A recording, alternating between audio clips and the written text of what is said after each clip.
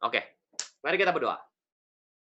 Tuhan, terima kasih Tuhan, kami sudah berkumpul lagi di tempat ini Tuhan. Kami percaya di masing-masing kami, Kau memberkati kami, apapun yang kami kerjakan, pekerjaan kami, usaha kami, studi kami, semua Kau buat berhasil dalam nama Yesus. Apapun yang terjadi, kami percaya Kau lebih besar dari masalah apapun yang kami hadapi saat ini Tuhan. Kami mau tetap beriman kepadamu, kami mau yakin bahwa semuanya ini akan selesai, semuanya ini akan baik pada waktunya Tuhan. Terima kasih Yesus, kami bersyukur, dalam nama Yesus kami berdoa dan ucap syukur. Haleluya. Amin. Suara gue jelas ya? Oke, seperti biasa ya. Share screen. Oke. Matius 10 ya. Matius 10.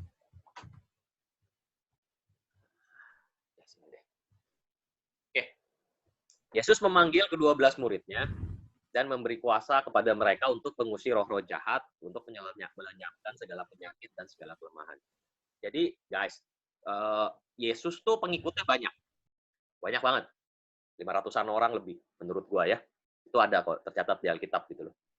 Yang dipilih cuma 12. Oke, sesuai kapasitas dia. Inilah nama ke-12 rasul itu. Pertama Simon, sebut Petrus. Kenapa sih Yesus tuh suka ganti-ganti nama? Ya. Nah, kalau kamu perhatiin ini ya, dia suka ganti nama.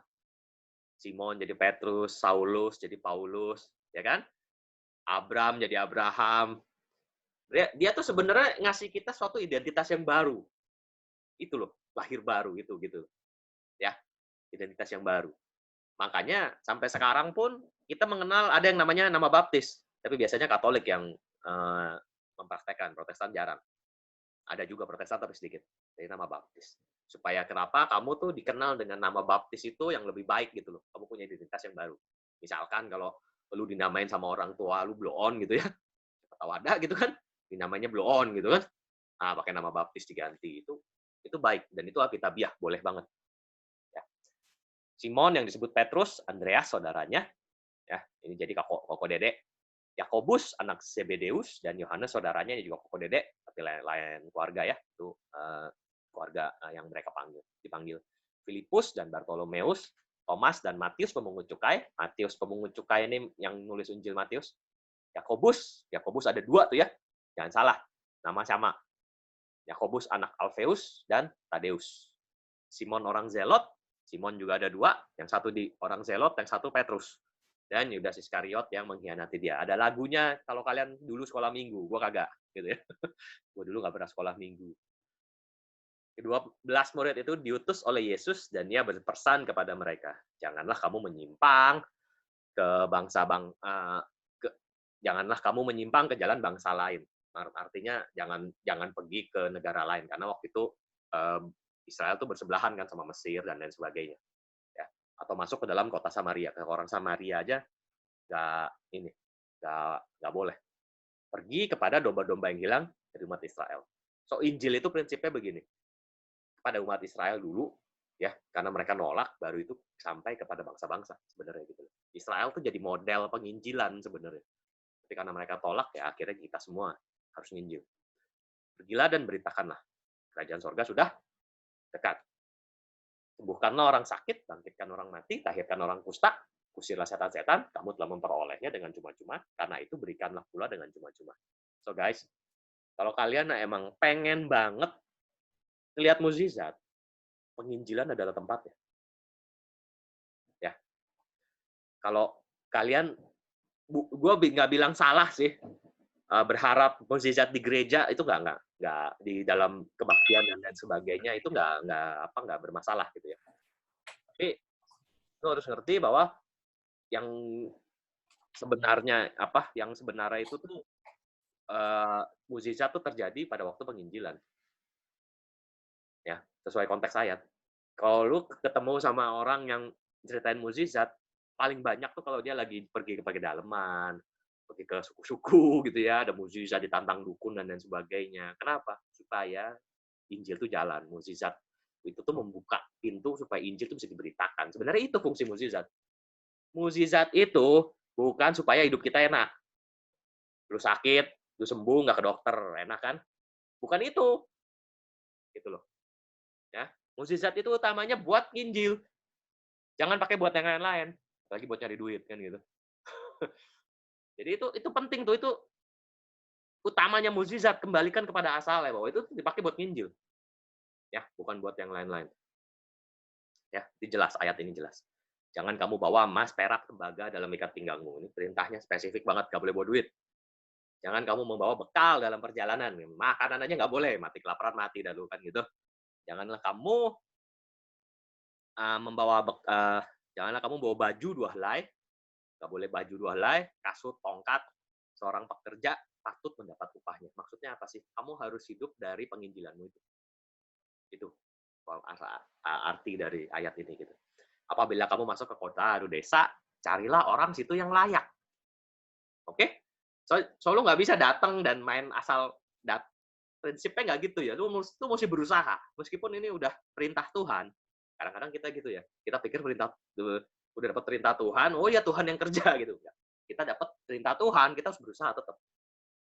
Kristen tuh iman nggak pernah pasif. Ini penting nih. Lu beriman, lu kerja harus. Lu dapat karunia dari Tuhan, lu harus kerjain karunia itu. Ya, nggak boleh disia-siain. Harus kerja keras. Paling gampang lu mau dapat karunia apa? Karunia gambar gitu misalkan. Ya lu mesti latih. Lu pikir lu jago sendiri ngegambar gitu? Harus latihan, semua harus latihan. Nggak bisa enggak. Ya. Jangan kamu bawa kasut untuk orang bekerja patut mendapat upahnya. Carilah orang yang layak, oke? Apabila kamu masuk ke orang, berilah salam kepada mereka. Ini bahasa aslinya shalom. Ya. Shalom itu, nih, gua kasih sedikit insights ke kalian semua ya. Shalom itu sama assalamualaikum itu sama. Ya, secara arti, etimologi, akar bahasa itu sama. Jangan jadi orang Kristen yang alergi sama assalamualaikum.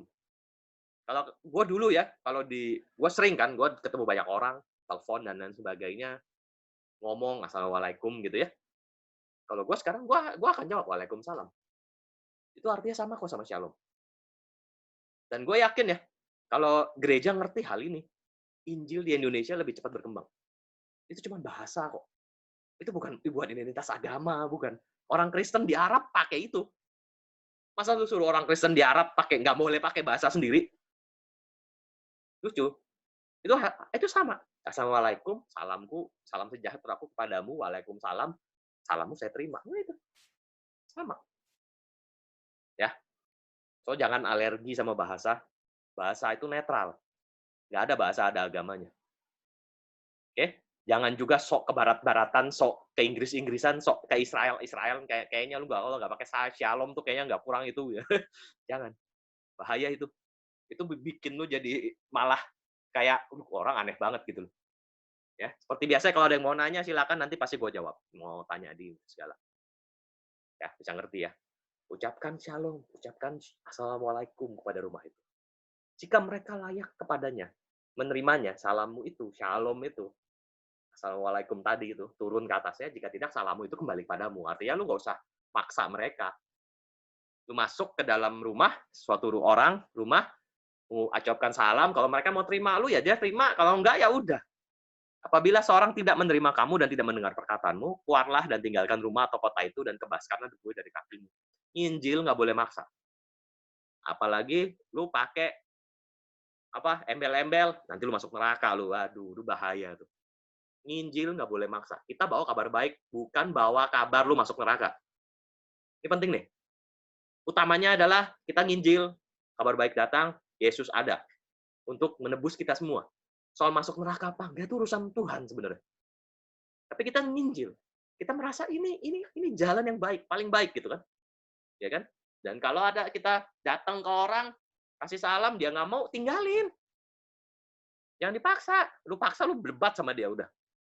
Pasti. Makanya firman Tuhan tuh nggak pernah suruh kita debat buat nginjil, nggak ada. Nginjil tuh gampang. Datang, salam, shalom, mau terima, ya udah, nggak terima, udah gue pergi. Kok pusing?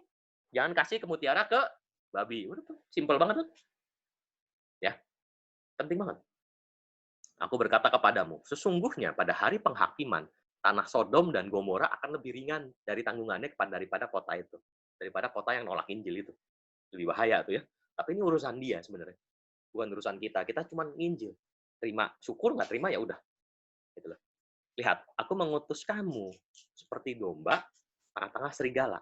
Sebab itu, hendaklah kamu cerdik seperti ular dan turus seperti merpati. Ini anak Tuhan harus ngerti banget nih, harus ngerti banget. Ya, domba di tengah serigala itu nggak aman. Kalau kamu pikir kamu jadi orang Kristen terus kamu aman, mungkin kamu orang dunia. Anggap maksudnya? Nggak aman tuh gimana sih? Kalau lu mempertahankan iman kekristenan lu ya, pasti ada beberapa perlakuan nggak menyenangkan yang lu dapat, ada bentrok prinsip sama temen lu, yang lain sebagainya yang lu terima gitu loh. Kalau lu bener-bener pegang banget ya, nggak toleransi, pasti lu ngalamin itu kok. Ya, orang nggak boleh bohong dan lain sebagainya, orang korupsi kita nggak boleh korupsi, gimana? Ya, kita ada dalam sistem yang korup, lu nggak boleh korup, susah, betul nggak? Ya, itu kayak domba di tengah serigala gitu loh. Nggak mungkin lu rasa aman selama lu ada di dunia itu. Sebenarnya jadi orang Kristen tuh ya Yesus sudah kasih tahu. Ini salah satu sisi kekristenan ya. Kristen tuh harus dikasihnya tuh seimbang. Nggak jangan kasih doang, pengampunan doang gitu loh. Tapi kamu nggak pernah dikasih tentang ujian dan lain sebagainya, itu penting semua, lengkap semua. Dan percayalah, apa yang gue ngomong begini, jangan dianggap serem-serem gitu ya. Wah serem gimana, gue nggak bisa dan lain sebagainya. Kita punya Roh Kudus, kita punya Tuhan yang akan melalui kita memampukan kita melalui semuanya itu gitu loh. Ya, jangan takut, jangan gentar, Tuhan beserta kita. Roh yang ada dalam diri kita lebih besar. Tapi kita harus ngerti bahwa kita tuh nggak aman di dunia. Kapanpun juga kita tuh bisa dikacauin orang kasarnya gitu. Ya, hendak kamu tulus, cerdik seperti ular, tulus seperti merpati juga penting. Lu tulus doang tanpa cerdik, itu namanya polos. Orang polos ya, gampang ditipu. Ya, lalu cerdik doang tanpa tulus, namanya licik. Wah, lihai gitu kan. Maunya apa? Lu manfaatin orang terus. Karena lu cerdik. Nggak ada tulusnya. Lu cerdik doang. Manfaatin orang terus. Itu kayak gua tuh. Mungkin kayak Sandra juga gitu. Nah, makanya bagi kalian yang terlalu cerdik, tolong lebih tulus. Bagi kalian yang terlalu tulus, tolong lebih cerdik. Penting. Harus seimbang. Ya, jangan sampai salah satu ditinggalkan gitu loh demi yang lain. Aduh, gua orangnya emang begini, nggak boleh. Cerdik dan tulus, penting. Oke? Waspadalah terhadap semua orang. Ada yang menyerahkan kamu kepada majelis agama, mereka akan menyesah kamu. So, Yesus tuh agak-agak sedeng sih ya, gitu ya. Udah mah dia kasih perintah yang tidak mungkin. Lu bayangin deh. Lu bayangin kalau lu dapet perintah kayak gini. Sampai dari bos lu deh. Lu pergi kemana? Ke Merauke gitu ya. Gua nggak kasih lu baju, gua nggak kasih lu duit. Pokoknya lu di sana jualan gitu. Ya. Terus gua di sana gimana? Ya lu ketok-ketok rumah orang. Kalau ada yang mau terima, ya terima. Nggak ada yang enggak. Ya kayak gitu. Ya. Belum sampai situ. Nanti di sana lu ada kemungkinan. Lu dipenjarain sama polisi. Lu mau? Kira-kira begitu perintah Yesus. Skala itu. Kalau kalian mau pikir-pikir. Karena ikut Yesus tuh ada salib yang harus dibayar. Mau nggak mau. Waspadalah terhadap semua orang. Akan ada yang menyerahkan kamu pada majelis agama. Mereka akan menyesah kamu. Ya menyiksa lah. Menyesah gitu ya.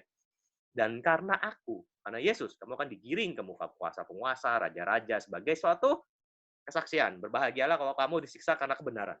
Itu ucapan bahagia. Itu jadi kesaksian bagi mereka orang yang nggak mengenal Allah. Apabila mereka menyerahkan kamu, jangan kamu khawatir. Akan bagaimana, apa yang harus kamu katakan, karena semuanya itu akan dikaruniakan kepadamu pada saat itu juga. Ini ayat jangan dipelintir, jadi lu nggak usah belajar. Kadang gue ketemu orang Kristen, kan katanya kita jangan khawatir. Apa yang mesti kita katakan nanti Roh Kudus ngomong. Nanti tahu dikaruniain. Beda. Ini kalau lu lagi dalam bahaya, emergency. Gitu loh. Oke? Kalau lagi biasa-biasa aja lu belajar dong. Apa lu mau hidup lu tiap hari emergency gitu. Tiap hari ada yang mau bunuh lu gitu. Nah, itu boleh. Jadi, jangan digituin. Konteksnya lihat. Ini tuh lagi disuruh nginjil kalau lu dalam bahaya, tenang aja, percaya deh. Roh Kudus akan ngasih tahu lu. Ya, tapi itu jangan jadi alasan lu juga belajar, coy. Jangan. Kenapa kita masih dalam keadaan masih bisa belajar? Belajar. Oke? Kita masih bisa merencanakan segala sesuatu, rencanain, nggak ada masalah. Ya, paling bahaya tuh nyomot ayat keluar konteks. Kita pakai ayat di luar konteks tuh bahaya banget. Bahaya banget. Karena bukan kamu yang berkata-kata, melainkan roh Bapamu. Ingat sekali lagi, ini emergency. Ya, jangan nanti lagi ujian, oke, nggak mau belajar, pas, nanti Roh Tuhan akan ngasih tahu saya waktu pas ujian, mampus kan gitu, dapat 0 dah lu. Dia yang akan berkata-kata dalam kamu. Orang akan menyerahkan saudaranya untuk dibunuh, pengkhianatan ya. Demikian seorang ayah akan anaknya, anak-anak akan memberontak terhadap orang tuanya dan akan membunuh mereka. Ini keadaan akhir zaman. Dan beberapa yang begini udah pernah gue baca beritanya sih, gitu loh. Karena iman, orang sampai rela buang anaknya. Itu terjadi. Ya. Dan kamu akan dibenci karena semua orang oleh nama. Ya. Gue sering banget ngomong ini, kalau lu nggak pernah ngerasa lu dibenci karena iman lu, berarti lu belum tulus ikut Tuhan. Suatu saat pasti adalah orang benci lu karena lu terlalu rohani gitu ya. Bahasanya rohani banget gitu. Ya, kamu akan dibenci semua orang karena namaku. Berbahagialah itu. Tetapi orang yang bertahan pada kesudahannya akan selamat. Kita harus bertahan. Apabila mereka menganiaya kamu dalam satu kota yang satu, lari ke kota yang lain. Ya, ini jangan jadi juga kadang-kadang ada orang, wah disiksa di sono, wah gue mau mati demi nama Tuhan. Jangan. Disiksa di kota tahu begitu, kabur pakai akalmu gitu loh. Ya. Karena aku berkata kepadamu, sesungguhnya sebelum kamu selesai mengunjungi kota-kota Israel, anak manusia sudah datang. Ini maksudnya ada yang tafsirin ini adalah Roh Kudus. Ya, Roh Kudus akan datang sebelum lu beres semua tuh Roh Kudus datang di Pentakosta itu. Seorang murid tidak lebih dari gurunya atau seorang hamba daripada tuannya. Ya, cukuplah bagi seorang murid jika ia sama seperti gurunya dan bagi seorang hamba jika ia menjadi sama seperti tuannya. Jika tuan rumah disebut Beelzebul itu nama setan by the way, bukan nama setan sih, nama dewa saat itu, gitu ya. Pasti ini dewa lain gitu, bukan Tuhan. Apalagi seisi rumahnya. So maksudnya gini loh, lu tuh punya gua, ya, dan lu akan jadi seperti gua, seperti Yesus, gitu loh. Lu nggak usah takut sama orang-orang yang lain yang emang yang punya dewa dan lain sebagainya. Sebenarnya inti konteks orang Yesus ngomong ini tuh itu, gitu loh. Intinya kamu jangan takut sama kekuatan yang lain di luar daripada, kira-kira begitu. Jadi janganlah kamu takut terhadap mereka, karena mereka tidak ada sesuatu yang tertutup dan tidak dibuka, tidak ada sesuatu yang tersembunyi yang tidak akan diketahui. Ya, pada akhirnya kita ngerti pengetahuan tuh kita akan Tuhan pun akan sempurna. Nah, ini semua akan dibuka gitu loh. Ya, gue percaya suatu saat seluruh dunia tuh firman ini akan digenapi. Semua lidah mengaku, seluruh lutut bertelut, Yesuslah Tuhan. Pernah baca firman itu kan? Itu terkenal banget. Sekarang belum. Tapi gue yakin suatu saat itu akan terjadi. Ya, pada waktu Yesus datang. Semuanya akan dibuka. Semua orang akan ngakuin bahwa Yesus adalah Tuhan. Gitu loh. Oke? Jangan takut. Nah, apa yang kukatakan kepadamu dalam gelap, katakanlah itu dalam terang. Apa yang dibisikkan telingamu, beritakanlah itu dari atas rumah. Maksudnya pengajaran. So, kalau kalian baca Alkitab, pengajaran Yesus tuh nggak semuanya ke semua orang. Nggak semua. Ada beberapa yang dia cuma ngomong ke 12 orang. Ada beberapa yang dia cuma ngomong ke 3 orang, 4 orang, bahkan waktu peristiwa Yesus di atas bukit yang berubah jadi tubuh kemuliaan, itu kan dia ngomong cuma ke 3 orang gitu loh. So, kamu jangan takut memberitakan apa yang semua yang kamu dapat gitu dari Tuhan. Ya, tentu saja semua harus diuji juga. Apa yang gue omong juga harus diuji. Gitu ya. Jangan kamu takut pada mereka yang dapat membunuh tubuh. Oke? Manusia itu cuma bisa membunuh tubuh, tapi tidak berkuasa membunuh jiwa. Takutlah Tuhan yang bisa berkuasa membinasakan baik jiwa maupun tubuh komplit. Oke? Bukankah burung pipit dijual 2 ekor seduit? Kalau kalian kesulitan kenapa terjemahannya burung pipit nih, pokoknya gini, burung-burung yang nggak ada harganya. Ya, kalau kayak di kita burung apa yang nggak ada harganya, yang dijual pinggir-pinggir jalan tuh yang kayak goldfinch. Gua cuman taunya bahasa Inggris ya, goldfinch. Bahasa ini burung gereja. Burung gereja yang masuk Islam kok. Ya, burung gereja tuh. Itu kan nggak ada harganya. Ya. Burung itu jual cuma 2 ekor seduit. Tapi seekor daripada pun tidak akan jatuh di bumi di luar kehendak Bapa. Oke? Kita nih bukan orang yang takut mati, tapi kita juga bukan orang yang konyol. Tahu konyol ya, cari mati. Orang Kristen tuh itu. Nggak takut mati, tapi juga nggak cari mati. Orang nggak takut mati itu maksudnya bukan supaya lu cepetan mati, Mam. Nah, maksudnya ya, kita tuh nggak takut mati. Kita apa yang datang kepada kita nih gini loh. Kita hidup demi Tuhan, mati pun demi Tuhan. Itu Kristen. Lu nggak usah pikir yang lain-lain. Hidup demi Tuhan, mati pun ya udah Tuhan keuntungan semuanya gitu loh. Hidup gue beritain Injil, mati keuntungan. Titik. Ya. dalam semuanya itu nggak ada yang harus lu takutin, eee, dan itu kita yakin hidup kita tuh dalam kehendak Bapa. Kalau emang bener-bener lu nempel sama Bapa gitu ya, bukan lu sukanya cari-cari kehendak sendiri, doa yang lain-lain, yang aneh-aneh dan lain sebagainya, punya keinginan macam-macam, jangan begitu. Tapi selama lu dalam Yesus, lu hanya punya keinginan dalam Tuhan, lu nggak perlu takut sama apapun, gitu. Ya, rambut kepalamu pun terhitung semuanya. Jangan kamu takut, kamu lebih berharga daripada banyak burung yang murah-murah itu. Ya, ini penting. Setiap orang yang mengakui aku depan manusia, aku juga akan mengakuinya di depan Bapakku yang di surga. Ini ayat yang dipegang oleh semua martir yang ada di dunia ini. Makanya kenapa mereka nggak mau menyangkal Yesus sampai mati. Ini ayatnya. Ya, siapa yang mengakui aku depan manusia, aku mengakui juga di hadapan Bapakku yang di surga. Barang siapa menyangkal aku depan manusia, aku juga akan menyangkal di depan Bapakku yang di surga. Ya, gue udah pernah kasih tahu kalian di sebelumnya, kalau udah diulang-ulang gini penting. Ya, jangan kamu menyangka bahwa aku datang untuk membawa damai di atas bumi. Aku datang membawa damai, melainkan pedang. Maksudnya apa sih? Maksudnya ajaran yang Yesus datangin nih pasti akan menimbulkan konflik sebenarnya. Ya, ini pre-warning dari Yesus. Oke, gue yakin beberapa kalian juga ngalamin atau punya temen yang keluarganya bukan Kristen ya, terus tobat jadi Kristen, konflik kan? Ya nggak? Beberapa konflik tuh. Ada zaman dulu tuh yang paling sering gue denger adalah sejak anak gue jadi orang Kristen, jadi nggak nurut lagi sama orang tua. Gitu. Karena orang tuanya suka emang belum tobat dan masih suka aneh-aneh dan lain sebagainya. Emang itu juga prinsip yang salah. Tapi itu nggak apa-apa. Itu semua iman kedewasaan sebenarnya. Ya, tapi itu yang dimaksud Yesus. Bukan artinya terus kita jangan cari ribut. Bukan itu loh, bukan. Tapi satu-satunya yang wajib dipertahanin ya sampai lu ribut sama orang pun nggak apa-apa itu iman lu sebenarnya. Itu maksudnya ayat ini gitu loh. Iman lu harus dipertahanin. Kayak lu perang gitu loh. Nah, itu iman tuh. Jangan kalah dalam keadaan apapun. Ya, mau pistol, mau pisau ada di depan mata lu juga pokoknya iman jangan sampai gugur. Nah, itu. Kira-kira itu ayat ini bicara itu. Sebab aku datang untuk memisahkan orang dari ayahnya, orang perempuan dari ibunya, menantu perempuan dari ibu mertuanya. Enggak, bukan buat semua orang ya. Buat semua orang yang emang kalau beriman terus mereka diusir dan lain sebagainya. Oke, kalau kalian beriman terus masih tinggal dalam orang tua kalian masih menerima kalian ya jangan tahu-tahu pergi gitu loh, jangan. Jangan diartiin yang konyol-konyol, harus sesuai konteks. Dan musuh orang ialah orang-orang seisi rumah. Oke.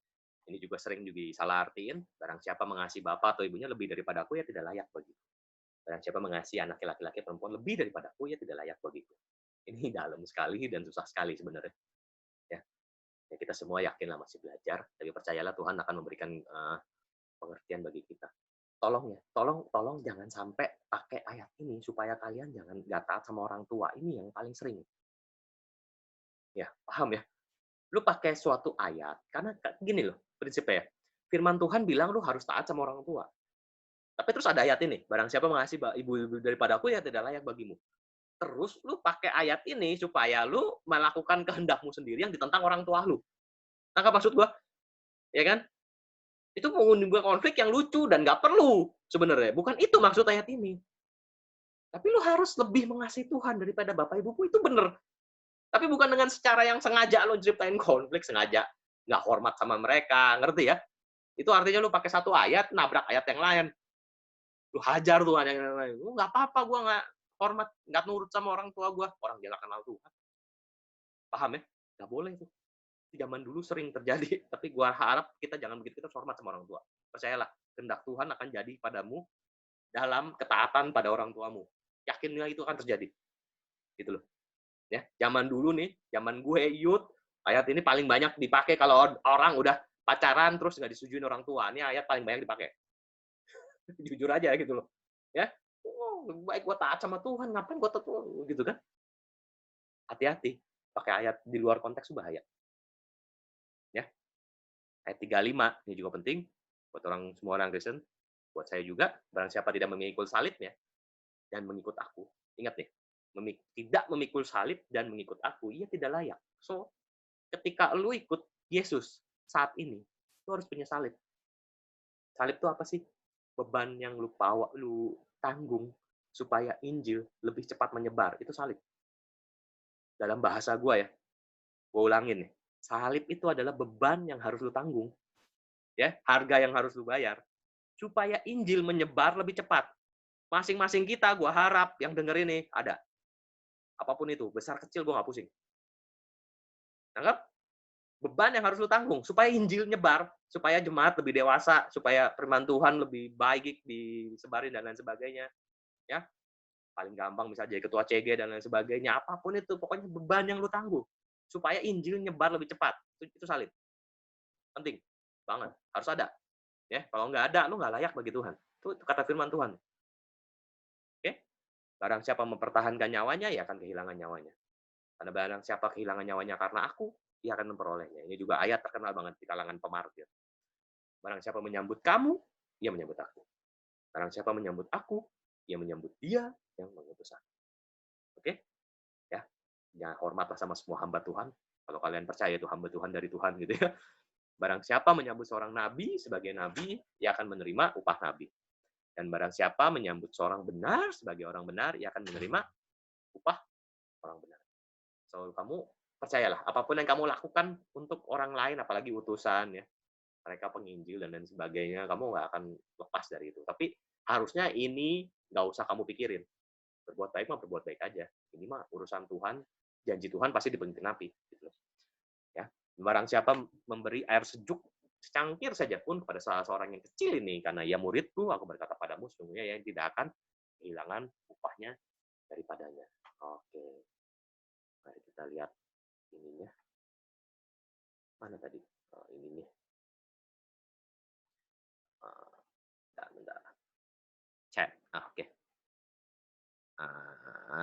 Gua bacain ya. Assalamualaikum, Gen. Iya. Pertanyaan Ricky ya. Kalau kita yang didatangi misalnya oleh saksi Yehova, kalau ditolak itu apa nolak penginjilan juga? Nah, gini. Gue kasih tahu ke kalian, saksi Yehova bukan Kristen. Mereka pun nggak mau disebut Kristen.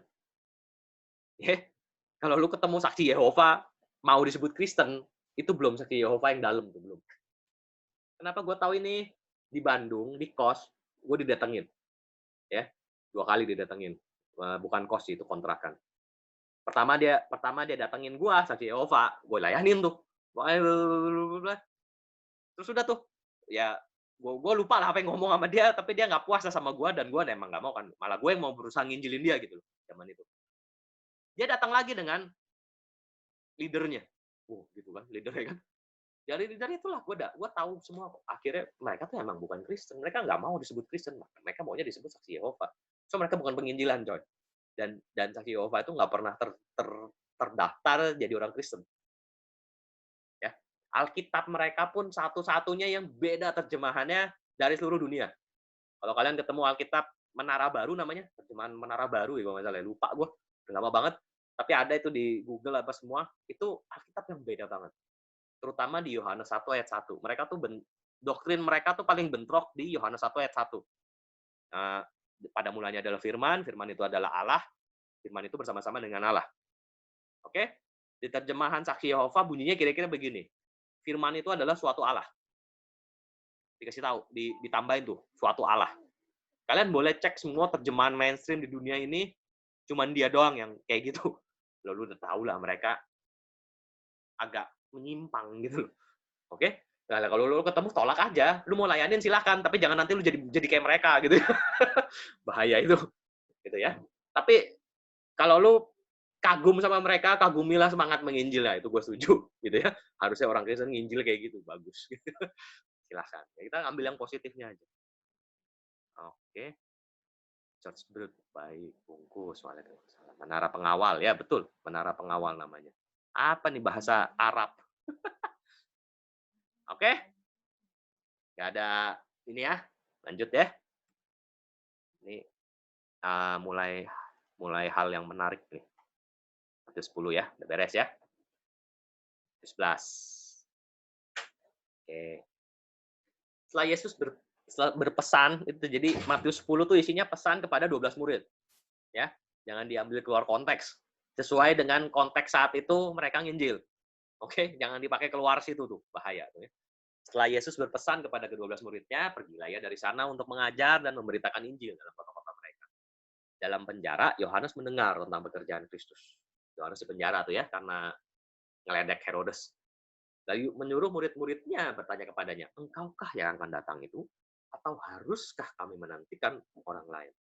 Oke, ada yang bilang di sini iman Yohanes mulai turun, mulai ragu gitu ya. Tadinya kan dia percaya banget itu Mesias dan lain sebagainya. Ya, tapi ini pendapat gue ya. Yohanes itu adalah orang pertama yang nunjuk Mesias di depan banyak orang dan mendeklarasikan dia adalah Allah, anak Allah. Ya, kalau kalian baca Alkitab, itu orang pertama tuh Yohanes Pembaptis tuh. Sebelum dia nggak ada yang bahkan murid-muridnya aja ya. Bangsa kayak Paulus ditanyain, menurut kamu siapa aku? Elia lah, apalah, itulah. Oke? Yohanes Pembaptis itu disebut Yesus, manusia yang paling besar saat itu. Yang lahir dari perempuan, nggak ada yang lebih besar dari Yohanes Pembaptis. Itu pujian tertinggi itu pada seorang manusia. Soal menurut gua, ini bukan dia meragukan Yesus, kalau menurut gua ya. Ada orang penafsiran bilang ini raguin Yesus. Enggak, kalau menurut gua enggak. Tapi dia nggak sabar, nah ini. Menurut gua dia nggak sabar. Makanya dia tanya, lu tuh bener nggak sih yang akan datang itu atau harus ada orang lain? Maksudnya gini, gue kan udah deklarasiin lu, gue udah bikin pelayanan buat supaya jalan lu mulus, kasarnya gitu loh. Kok kayaknya lu nggak berbuat apa-apa, cuma yang kecil-kecil gitu. Nah itu, menurut gue itu dia nggak sabar. Dia ya tetap yakin Yesus itu Mesias. Itu menurut gue ya. Tapi ya kita boleh, itu namanya penafsiran, nggak ada masalah gitu loh. Tapi Yohanes Pembaptis itu karakternya tuh nggak sabar. Sedikit banyak ya, gue mirip kayak dia. Makanya gue agak-agak bisa mengerti jalan pemikiran dia karena gue sedikit banyak tuh gue kayak dia lah, mirip. Gue nggak sabar sama nggak kebenaran gitu loh. Hal-hal yang nggak benar tuh gue nggak bisa sabar tuh sebenarnya tuh. Mirip kayak dia gitu. Ya, jadi itu penafsiran gue. Karena gue menempatkan diri gue jadi dia kira-kira begitu. Oke? Orang buta melihat, orang lumpuh berjalan, orang kusta jadi tahir, orang tuli mendengar, orang mati dibangkitkan, dan kepada orang miskin diberitakan kabar baik. Nih, penting ya. Yang miskin diperkaya. Nggak ada tuh ayat gitu ya. Itu lagu. Bukan bilang nggak boleh bikin lagu begitu, nggak. Bagus. Orang bikin lagu silahkan apa aja. Tapi itu bukan ayat. Ya. Nggak ada ayat yang bilang lu akan diperkaya. Nggak ada. Clear itu. Oke? Kepada orang miskin, diberitakan kabar baik. Supaya dia bisa punya pengharapan. Oke? Bukan dikayain. Miskin mah miskin aja. Miskin mah mental. Gitu kan. Oke? Berbahagialah orang yang tidak menjadi kecewa dan menolak aku. So ditanya begitu, dibilang ya lu sabar lah, udah mau gimana lagi. Berbahagialah orang yang nggak jadi kecewa gitu loh dengan cara gua memberitakan Injil. Orang kan maunya gitu ya, Yesus datang, wah langsung jadi raja dan lain sebagainya, maunya begitu.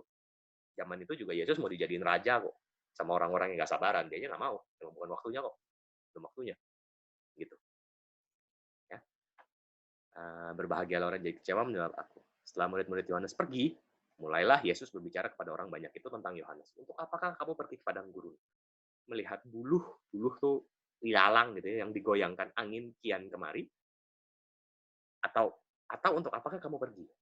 Lihat orang yang berpakaian halus, orang yang berpakaian halus tuh tempatnya di istana raja. Jadi dia lagi ngomong tentang Yohanes Pembaptis. Untuk apa? Dia tinggal di gurun, pakaiannya rusak. Jadi untuk apa kamu pergi melihat nabi? Ya kan? Ini Yesus tuh lagi mengelaborasi Yohanes Pembaptis ya. Kalau kalian pusing-pusing kenapa apa artinya? Enggak, dia lagi elaborasi tentang Yohanes Pembaptis. Melihat nabi, benar.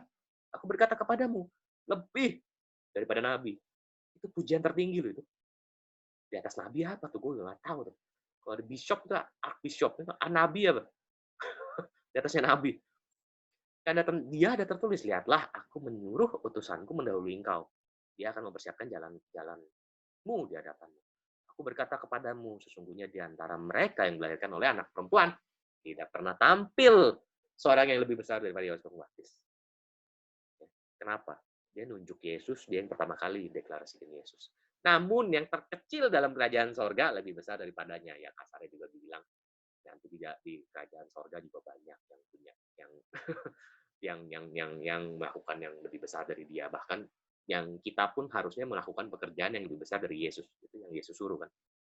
Gitu loh. Dia nggak membatasi kita harus jadi kayak dia, harusnya lebih malah. Gitu. Ya, makanya gua nggak percaya dia lemah iman, dia cuma nggak sabar aja. Dia mau cepet-cepet desak Yesus gini loh, cepetan kek gitu loh. Gua nggak sabar nungguin sampai gue di penjara dan lain sebagainya gitu. Oke.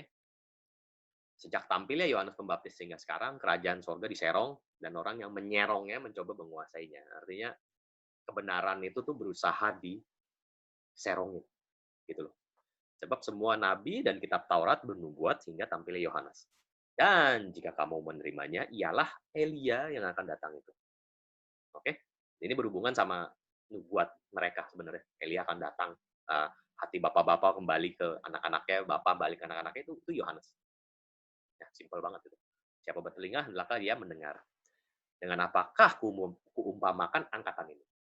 Mereka itu seumpama anak-anak di pasar berseru, ya, teriak-teriak sama teman-temannya. Kami meniup seluring bagimu, tapi kamu tidak menari.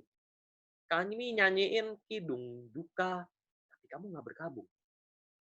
Ya, kasarnya gini, gue kasih lu kabar baik, tapi lu nggak mau terima. Lu nggak semangat gitu loh. Gue udah lakuin semuanya, kayaknya respon lu gitu aja. Gitu loh.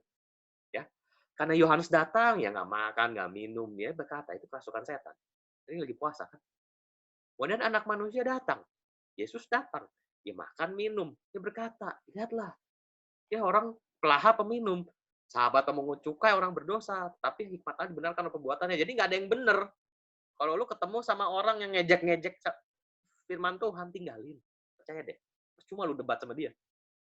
Ya. Apapun yang lu lakuin, nggak akan benar di mata dia. Lu puasa, diejek. Lu makan, diejek. Ya. Lu berduka, diejek. Lu seneng, diejek juga. Pernah ketemu begini nggak? Akun-akun satir banyak nih. Yang begini nih, zaman sekarang nih. Sadar nggak? Ya. Semua diejek sama dia. Ngomong begini diejek, gitu diejek. Pakai barang mahal dikit diejek. Dasar gitulah. Susah. Oke? Kalian jangan sampai terpengaruh dengan itu ya. Gua harap iman kita semua kuat. Ya. Lalu Yesus mulai mengecam kota-kota yang tidak bertobat. Ya, sekalipun di situ ia paling banyak melakukan mukjizatnya. So mukjizat itu sekali lagi supaya orang bertobat. Itu utamanya mukjizat. Oke? Bukan buat hidup lu jadi lebih enak. Tahu ya? Karena kita maunya mukjizat begitu kan supaya hidup kita lebih enak. Sakitnya ke dokter, ya. Bayar sekolah, toto dapat nemu duit di jalan, itu mukjizat itu. Hati itu. Mukjizat supaya orang bertobat. Itu penting. Buat orang supaya bertobat, Injil Kerajaan Sorga lebih gampang diberitakan. Dikecam sama Yesus. Celakalah engkau Korazim, itu kota ya. Celakalah engkau Betsaida, kolam Betsaida. Karena jika di Tirus dan di Sidon terjadi mukjizat-mukjizat yang telah terjadi tengah-tengah kamu, sudah lama mereka bertobat. Bayangin. Yesus tuh sampai ngomong begini, kalau sampai tuh bangsa-bangsa, mukjizat yang sekarang nih terjadi di luar bangsa Israel, itu udah bertobat. Lu udah dibanyak mukjizat begini, masih nggak tobat juga kan gitu kan. Bebal banget gitu. Aku berkata kepadamu, pada hari penghakiman, tanggungan Tirus dan Sidon akan lebih ringan daripada tanggunganmu. Ya. Dan kau, Kapernaum, apakah engkau akan dinaikkan sampai ke langit? Tidak. Kau akan diturunkan sampai ke dunia orang mati. Karena jika di Sodom terjadi mukjizat-mukjizat yang tengah terjadi di tengah-tengah kamu, tentu kota itu masih berdiri sampai hari ini. Bayangin. Sodom tuh agak-agak malang gitu ya. Karena kalau ada mukjizat di situ, nggak jadi dihancurin sama Tuhan tuh. Ya, kala itu emang saatnya bukan begitu aja. Tapi aku berkata kepadamu, hari penghakiman nanti, tanggungan Sodom akan lebih ringan dari tanggunganmu. Hati-hati. So, ya, kalau kamu sudah ngerti kebenaran lalu nggak bertobat, Yesus bilang tuh lebih buruk sebenarnya daripada orang yang nggak ngerti kebenaran. So, semakin kamu sering ke gereja ya, gue mau kasih tahu, kalian tuh makin dalam bahaya termasuk gue. Makin mengerti kebenaran kan? Makin banyak yang lu dengerin kan? Kebenaran kan? Terus makin banyak yang gak lu lakuin gitu. Makin bahaya, men. Jangan pikir ke gereja tuh aman gitu ya. Sebenarnya itu harus kita pikirin tuh. Makanya lebih baik daripada lu nambah jam lu ke gereja, lu nambah firman yang lu lakuin, itu lebih baik. Nambah jam ke gereja tuh lebih bahaya gitu ya. Ya bukan artinya terus kita jangan ke gereja, jangan diartiin seperti itu. Tapi kalian ngerti maksud gua ya. Pokoknya kalau kalian udah ngerti kebenaran, tolong lakuin dengan sesungguh-sungguhnya. Jangan cuma dengerin doang, bahaya. Gitu loh.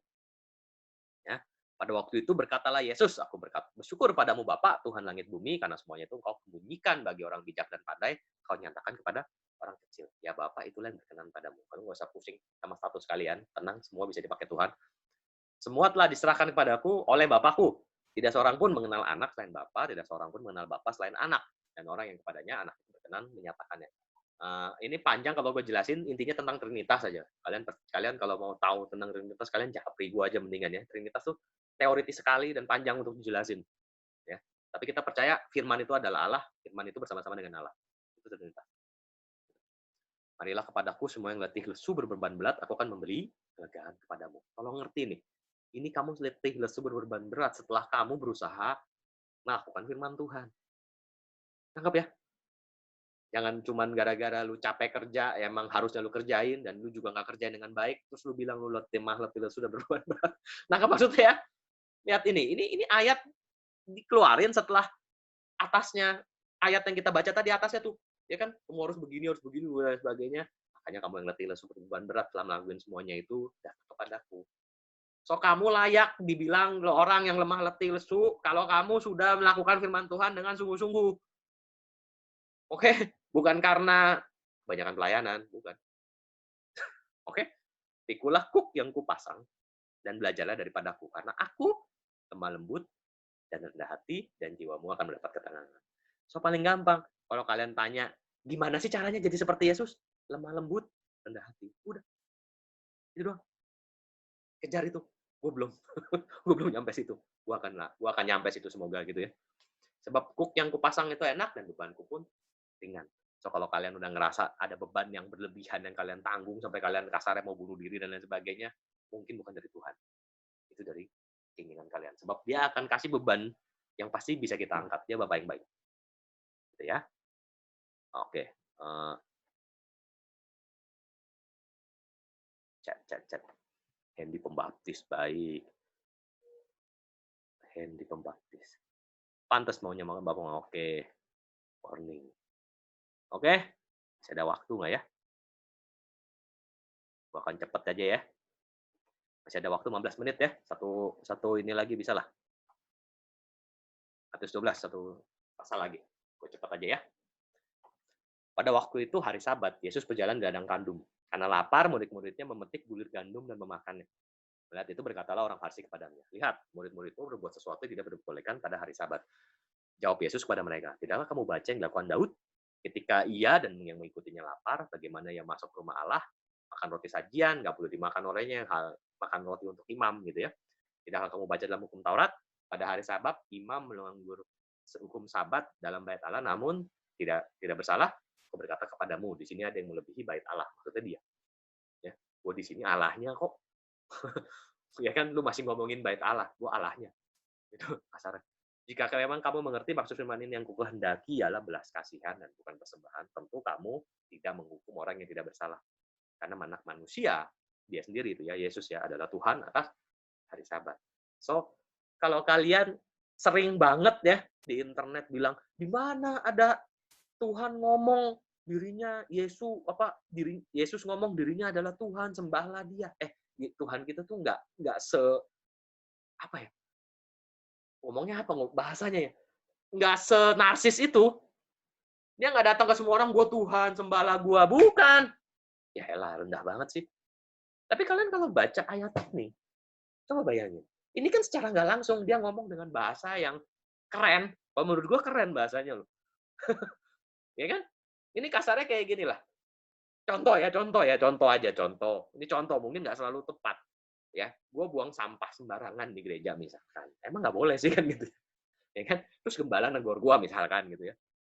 Ya kan? Terus gue ngomong, kok lu pusing sih? Ya, ada yang ada di hadapan lu ini lebih daripada gereja ini. Paham ya? Itu kan jawaban yang cerdas untuk bilang begini. Gue Tuhan. Tangkap ya? Tangkap nggak? Kan gitu kan? Yang ada di hadapan lu ini lebih tinggi dari bait Allah. Ngapain lu pusingin bait Allahnya? Ya kan? Dia sampai ngomong begini, gue berkuasa atas hari Sabat. Hari Sabat itu hukum gue juga. Terus orang masih nanya, di mana Yesus? Ya, iya, elah, banyak. Ini baru salah satunya. Gitu loh. Ya, jangan mau disesatin sama YouTube nggak jelas tuh, nggak ada Allah Tuhan, nggak perlu ada begitu, nggak perlu. Yang paling gampang tuh Yesus disalib karena dia ngaku kalau dia Allah. Itu udah paling definitif itu. Kenapa dia disalib?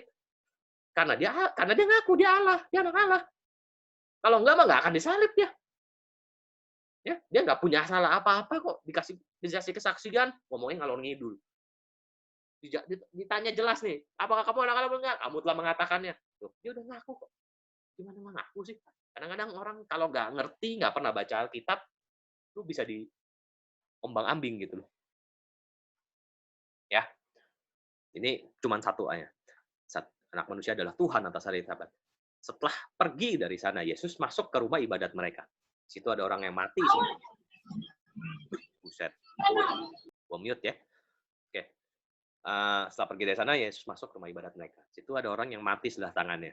Mereka bertanya kepadanya, bolehkah menyembuhkan orang pada hari Sabat? Maksud mereka supaya dapat mempersalahkan dia. So, kalau lu ngerasa jadi orang Kristen disalah-salahin terus, tenang. Yesus juga begitu. Nggak usah protes. Yesus juga begitu. Pokoknya gini deh. Kalau orang udah benci sama kita, orang udah benci sama kekristenan, apa yang lu lakuin semua di mata mereka tuh salah semua udah. Nggak usah pusing-pusing cari pembenaran dan lain sebagainya. Mati semua udah. Salah semua aja pokoknya. Ya, tapi kita harus bertahan sampai akhir. Oke? Yesus berkata kepada mereka, jika seorang di antara kamu punya seekor domba, ya, jangankan nyembuhin orang, domba lu aja jatuh ke lubang. Masa lu nggak selamatin meskipun itu hari Sabat? Hukum hari Sabat tuh nggak sekaku itu gitu loh. Yesus pernah ngajarin mereka tuh seperti itu. Gitu. Bukankah manusia jauh lebih berharga daripada domba? Ya, karena itu boleh berbuat baik pada hari Sabat. Jadi Yesus kepada orang itu, ulurkanlah tanganmu, ya mengulurkannya, maka pulihlah tangannya dan menjadi sehat, jadi seperti yang lain. Lalu keluarlah orang-orang Farisi itu dan bersengkongkol untuk membunuh dia. Apapun yang dilakuin nggak pernah benar. Yesus mengetahui maksud mereka lalu menyingkir. Ya, ini yang gue bilang. Jadi orang Kristen, jangan konyol. Jangan cari mati.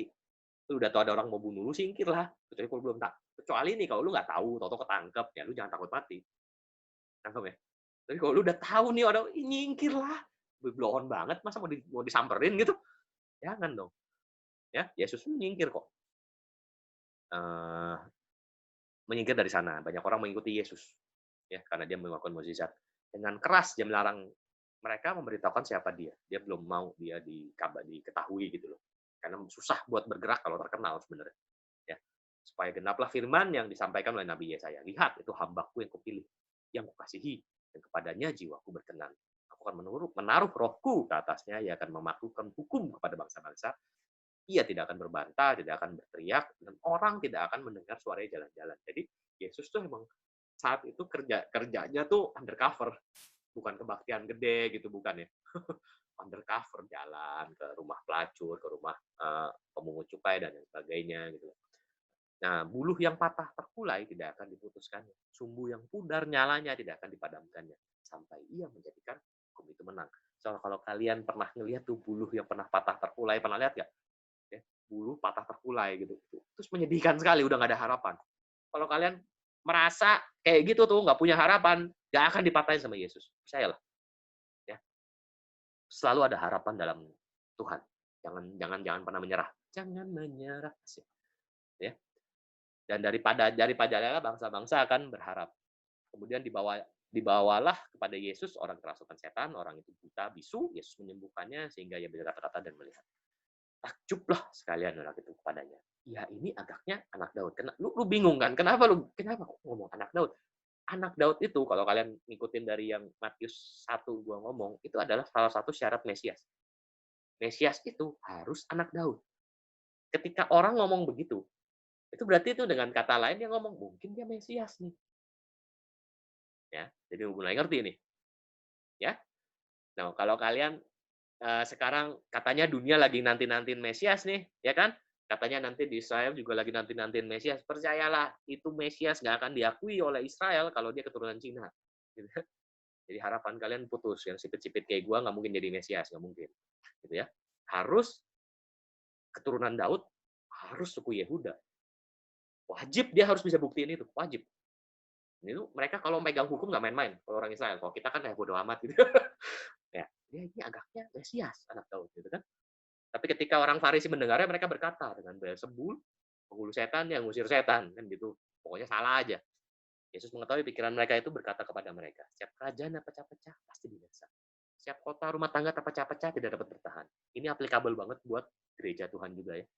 Kalau terpecah-pecah nggak bisa bertahan. Kalau lu gereja masih suka nuduh-nuduh, sono sesat, sini sesat, hancur aja udah. Demikian juga iblis mengusir iblis. Ya kan? Ya mau berbagi-bagi melawan dirinya sendiri, bagaimana kerajaan dapat bertahan? Iblis itu juga bersatu. Jadi kalau ada gereja nggak bersatu, lu lebih buruk dari iblis. Kan gitu. Kata firman Tuhan, hati-hati tuh. Ya. Jika aku mengusir setan dengan kuasa Beelzebul, dengan kuasa siapakah pengikutmu mengusirnya? Ya. Saat itu pengusiran setan juga mereka lakuin. Ya. Dalam nama YHWH gitu ya. Sebab itu mereka lah yang juga akan menjadi hakimmu. Jika aku mengusir setan dengan kuasa roh Allah, maka sesungguhnya kerajaan Allah sudah datang kepadamu. Ya, itu kabar baik harusnya buat kalian semua gitu. Bagaimanakah orang memasuki rumah orang yang kuat merampas harta bendanya jika tidak diikatnya dulu orang kuat itu, sudah dilumpuhkan orang yang kuat itu baru dia dapat rumah orang itu. Ya, masuk akal gitu.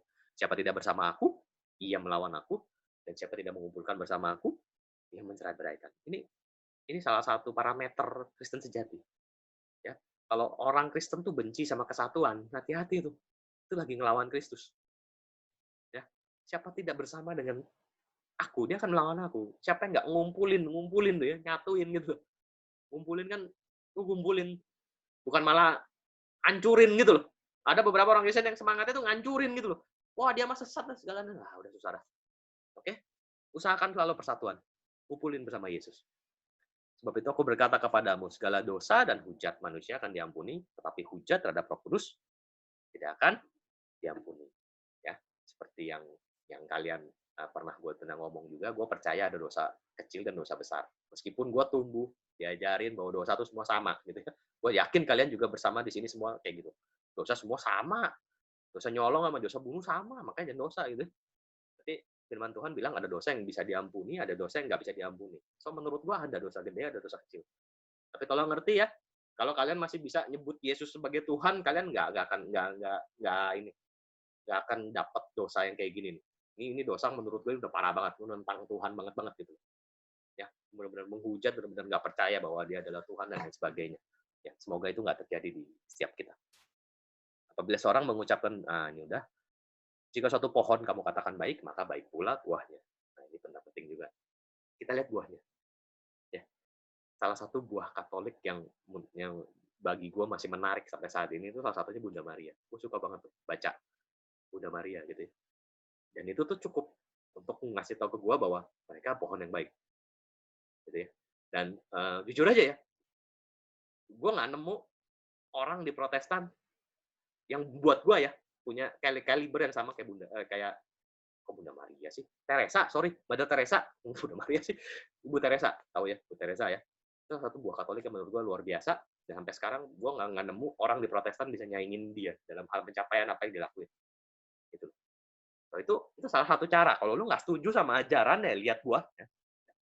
Gitu. Ya, jangan cuman wah ini nggak baik dan lain sebagainya, lihat buahnya dong. Kalau orang dia bertobat karena Yesus ya udah, dia teman kita kok.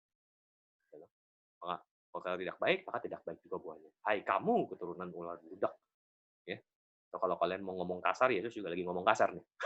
Tapi tolong tepat, ngerti. Jangan sembarangan terus-terusan ngomong kasar gitu. Hai kamu keturunan ular bludak. Bagaimanakah kamu dapat mengucapkan hal yang baik, sedangkan kamu sendiri jahat. Karena yang diucapkan mulut meluap dari hati. Oke, jaga perkataan. Orang yang baik mengeluarkan yang baik dari perbendaharannya yang baik. Orang jahat mengeluarkan yang jahat dari perbendaharannya yang jahat. Aku berkata kepadamu, setiap kata yang sia-sia diucapkan orang harus dipertanggungjawabkan pada hari penghakiman. Hati-hati sama ucapan kalian. Termasuk gua banget. Karena menurut ucapanmu kamu akan dibenarkan, ucapanmu pula kamu akan dihukum. Pada waktu itu berkatalah ahli Taurat Farisi pada Yesus, Guru, kami ingin melihat suatu tanda.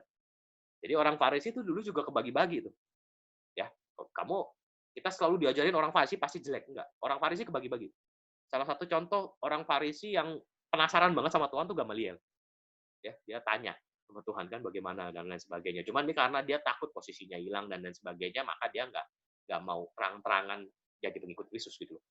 So di antara orang Farisi ada juga nggak yang mengenal, yang pengen percaya Yesus? Ada. Ada, itu jelas. Ya, contohnya ini, dia pengen tanda. Tapi jawabnya kepada mereka, angkatan yang jahat ini setia menuntut tanda. Kepada mereka nggak akan diberikan tanda selain tanda Nabi Yunus. Yunus tuh ya jelas, mukjizatnya terkenal banget. Dari kita sekolah minggu, kalian kalau sekolah minggu pasti pernah dengar Yunus, ya kan? Mati dalam perut ikan 3 hari 3 malam. Demikian sama seperti Yunus tinggal dalam perut ikan 3 hari 3 malam, demikian juga anak manusia akan tinggal dalam rahim bumi 3 hari 3 malam. Ya. Mungkin salah satu yang off dari guru-guru sekolah minggu ngajarin ke anak sekolah minggu adalah Yunus tuh mati dalam perut ikan, bukan hidup. Ya. Kalian nanti baca kitab Yunus, dia jelas tulisan ayatnya begini. Dia berseru dari dalam dunia orang mati. So Yunus itu mati. Jangan pikir kayak film-film Hollywood tuh, masuk ke perut ikan terus dia hidup berdoa dan nggak bisa. Mati lah, kena asam lambungnya ikan mati pasti. Ya, tandanya Yunus emang dia udah mati, tapi dia bangkit lagi oleh kuasa Tuhan. Ya, itu tandanya. Satu-satunya tanda yang dikasih kepada yang jahat, angkatan yang jahat ya. Kita kan angkatan yang baik, kita banyak tandanya. Pada angkatan yang jahat cuman pokoknya gua akan mati, bangkit lagi di hari yang ketiga. Oke? Nah, itu kalau kalian guru sekolah minggu ya, gua sih nggak saranin kalian ngajarin kematian ini kepada anak-anak gitu ya. Karena bahaya juga ya ngajarin. Tapi yang sebenarnya kalau kalian emang bener mau ngajarin kisah Yunus tuh beneran Yunus tuh mati. Buktikan gitu. Ya doanya dari dunia orang mati. Oke? Ya, apa karya kreativitas kalian dah ya. Mau gimana ya? Tapi gua nggak masalah ngajarin sesuatu yang sedikit-sedikit salah kepada orang yang nggak ngerti, itu gua nggak terlalu masalah. Tapi kalau udah dewasa harusnya ngerti. Gitu loh. Oke, pada waktu penghakiman orang Niniwe akan bangkit. Niniwe itu orang yang dibangkitin, yang ditobatin Yunus ya, akan bangkit bersama angkatan ini dan menghukumnya juga. Sebab orang Niniwe itu bertobat setelah mendengar pemberitaan Yunus. Sesungguhnya yang ada di sini lebih daripada Yunus. Oke. Yesus kalau ngomong tuh penuh arti, penuh perumpamaan yang menurut gue tuh cerdas dan keren gitu loh. Ya, orang mau orang denger dia tuh nggak bisa balas jawabnya gitu loh. Ya kan? Masa sih gue kayak gue harus mikir gitu ya, dia akan mati dan lain sebagainya gitu. Sampai murid-muridnya juga nggak percaya kok. Dia ngomong kan, Yesus tuh jelas ngomong ke murid-muridnya, gue akan mati, bangkit lagi ketiga. Sampai udah ngomongnya gamblang gitu pun masih nggak percaya. Gitu. Ya. Pada waktu penghakiman Ratu dari Selatan itu, ini Ratu dari Selatan tuh dari kisah Salomo ya. Ya. Jadi kalau kalian dengar khotbah yang bilang zaman dulu cuma Israel yang selamat, salah. Itu salah banget gitu loh. Ini jelas. Ya. Niniwe itu orang di luar Israel kok. Mereka selamat karena bertobat.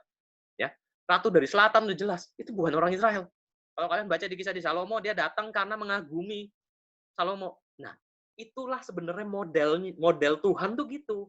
Dia pilih satu bangsa, Israel, diselamatin, dibuat jadi bangsa pilihan Tuhan, supaya bangsa-bangsa datang. Paham ya? Jadi satu bangsa yang luar biasa, kita orang Indonesia, orang Korea, orang apa, datang belajar, kenal Tuhan di situ. Makanya ujung-ujungnya keselamatan buat semua bangsa juga sebenarnya. Tapi imamnya mereka. Tangkap ya? Imam dari dunia ini tuh Israel sebenarnya tuh apa grand design-nya. Tapi karena mereka nolak, ya kita semua jadi imamat yang rajani gitu loh. Kita semua jadi imam. Ya, karena mereka nolak sih. Ya kan? Ratu Israel itu kan bangkit bersama angkatan ini dan menghukumnya juga. Oh, dia menghakimi loh. Ratu dari Selatan itu. Ya, sebab ratu ini datang dari ujung bumi untuk mendengar hikmat Salomo. Sungguh dari yang di sini nih, harusnya yang di sini lebih dari Salomo. Harusnya lu bertobat, harusnya lu kedenger lah kasarnya gitu loh. Ya. Apabila roh jahat keluar dari manusia, ia pun mengembara ke tempat yang tandus, cari perhatian, nggak mendapatkannya. Jadi berkata, aku akan kembali ke rumah yang ketinggalkan itu, maka pergilah ia mendapati rumah itu kosong, bersih, tersapu, rapi, teratur. Ini banyak yang mengartikannya tentang pengusiran setan gitu ya, udah diusir, balik lagi, jahat, dan akan jadi lebih jahat lagi. Lalu dia akan keluar mengajak 7 roh lain lebih jahat daripadanya masuk berdiam di situ. Keadaan orang itu jadi lebih buruk. Ya, ketika Yesus masih berbicara, ini penting nih konteksnya. Yesus masih berbicara dengan orang banyak itu, ibunya dan saudara-saudara yang berdiri di luar berusaha menemui dia. Lihat konteksnya, Yesus itu bukan lagi sedang tidak hormat sama orang tua. Orang berkata, lihat tuh ibu saudara lu ada di luar berusaha nemuin kau. Yesus tuh digituin, yang namanya dia juga lagi bicara, lagi khotbah, lagi dengerin, dia sekaligus jawab, sekaligus ngajar. Itu Yesus. Yesus jawab kepada yang mendapatkan berita itu, kepadanya, siapa ibuku, siapa saudara, sekalian ngajar. Maksudnya kita semua tuh sebenarnya saudara. Bukan artinya lagi nggak mengakui itu ibunya loh. Ini sering banget ayat ini dipakai untuk mendiskreditkan Bunda Maria oleh Protestan. Sering banget. Di luar dicabut keluar konteks, oh itu bukan ibunya kok, jelas ngomong loh. Itu konteksnya orang lagi, coba deh bayangin. Kalau gue lagi khotbah, oke, tiba-tiba nyokap gue datang gitu, ya gue beresin dulu dong. Setelah itu gue akan temuin dia. Gue yakin setelah kejadian ini dia pasti temuin ibunya kok. Ya. Makanya kita baca firman Tuhan kadang-kadang harus hati-hati, nggak boleh nyomot. Kalian harus ngerti ya. Firman Tuhan tuh zaman dulu nggak ada nomornya, nggak ada pasalnya. Baca tuh harus satu kesatuan. Kita dinomorin sekarang tuh supaya gampang nyari, bukan supaya lu cabut nomornya gitu loh. Nah ini susahnya nih, ya. Bukan supaya lu bisa utak-atik dan lain sebagainya, nggak bisa. Tetap harus dibaca keseluruhan. Konteksnya lihat dia lagi ngomong, ibunya datang, dia sekaligus ngajar. Ya oke ngajar ya nanti lah, ya kan. Tapi sebenarnya siapa sih ibu? Siapa sih saudara-saudara? Kalian semua yang dengerin bisa jadi keluarga gua, nggak kayak gitu. Mantap kan? Oke. Jadi bukan suruh lu nggak hormat, nggak nurut sama orang tua. Bahaya itu. Gitu loh. Ya, dia menunjuk ke arah murid-muridnya, ini ibuku dan saudara-saudaraku. Jelas. Dia masih konteksnya ngajar. Sebab siapapun yang melakukan kehendak Bapakku di sorga, ialah saudara laki-laki, ya saudara perempuan, ialah ibuku. Habis dia khotbah, Yesus khotbah, gue yakin dia ketemu Maria. Gue yakin. Nggak mungkin dicuekin, orang dia ibunya kok. Nggak mungkin lah. Ya. Yesus tuh manusia hukum Taurat. Nggak ada satupun hukum Taurat yang dilanggar. Hormati ayah ibu, patuh ayah ibu itu salah satu hukum Taurat. Nggak mungkin dilanggar sama dia. Ya. Tolong semua kembali ke konteks, jangan dicabut-cabut. Oke? Ya, siapa yang mau ada pertanyaan lagi? Si Wandi kayaknya keluar masuk. Oke. Nanti rekamannya di-sharein pasti. Lu ada di grup CG kan? Nanti gue share di situ linknya. Di-sharein pasti. Nanti dengerin aja ulang-ulang ya. Karena kalau waktu kita terbatas, jadi gue ngomongnya juga harus rada cepet. Ya, silahkan ada yang mau bertanya lagi. Si ibu tumben nih, Bu Sandra sendirian, nggak ada si bapak. Bapaknya lagi meeting ya. Nanti rekamannya Ricky di share di grup kok pasti. Si Ricky ada kan di grup CG, ada kan ya? Ada kok. Nanti gua cari cara lah supaya bisa nyampe. Ya udah. Oke. Ada yang mau tanya? Kalau nggak ada yang mau tanya, kita berhenti sampai sini. Ya. Nanti habis Matius beres, Lukas Markus mungkin nggak terlalu banyak kok. Karena itu ada beberapa yang udah sama di Matius. Ya, Yohanes yang agak seru. Nanti setelah Yohanes tuh jauh lebih seru lagi, percayalah. Tapi kalau kalian emang benar-benar mau belajar firman Tuhan, ya begini, mau nggak mau kan, harus baca semuanya. Oke, baca harus dibacain dengan sesuai konteks, supaya kalian juga sadar bahwa semuanya itu tuh ada maksudnya gitu loh. Jangan cuma dengan gini loh, jangan diambil buat kepentingan kita, itu bahaya. Itu tuh cara paling bahaya dalam memakai firman Tuhan tuh ngambil nomor ayat untuk memuluskan keinginan kita. Itu bahaya sekali. Berbahaya, benar-benar. Jangan lakuin itu. Si Jos makin cabi aja, gile. Luar biasa. Hai Uncle. Tuh Uncle Hendy tuh. Uncle Hendy. Loh. Dingin ya? Ibu di rumah sendirian ya. Atau Uncle Hendy bikin kamu